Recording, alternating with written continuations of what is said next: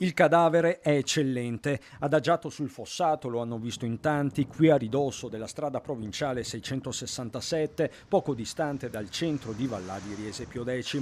Era noto l'autovelox di via Kennedy, tranciato nella notte probabilmente con un flessibile, un copione già visto in altri angoli del Veneto nei primi giorni del 2024, da Rosolina al Giau, ma per la marca trevigiana è la prima volta. Sui social, fin dal primo mattino, c'è chi è inneggiato a Fleximan, creatura quasi mitologica, dietro alla quale potrebbero esserci più volti in un misto di emulazione e vendetta contro i dispositivi elettronici. Resta il fatto che si tratta di un reato per il quale stanno procedendo i carabinieri. Ingenti danni sul posto i tecnici della ditta lombarda che si occupa delle manutenzioni. Ci hanno mandato la comunicazione che è stato tagliato l'ennesimo palo e siamo venuti per smontare tutte le apparecchiature, mettere in sicurezza il luogo e riportarle in ditta per l'assicurazione. E soprattutto zone Veneto sta spopolando questo fenomeno. E fenomeno è la parola giusta guardando i social che parlano di Fleximan come di un eroe, preferisce definirlo invece un Don Chisciotte il sindaco di Riese Pio X, Matteo Guidolin, che assicura la riparazione dell'autovelox,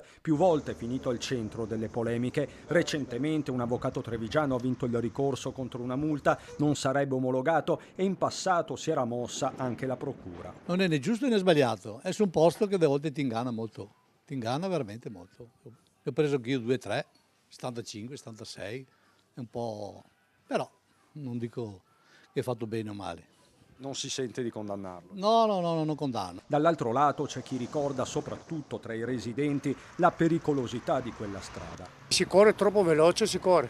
Ci sono gente che corrono troppo veloce e quello è una sicurezza anche per noi lavoratori che usciamo qua.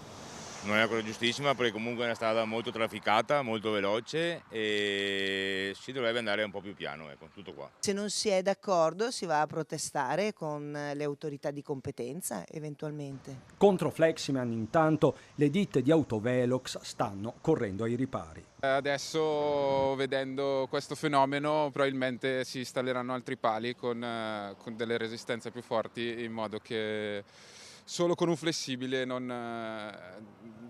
vengano giù, in modo una gabbia metallica dentro, un po' più resistenti.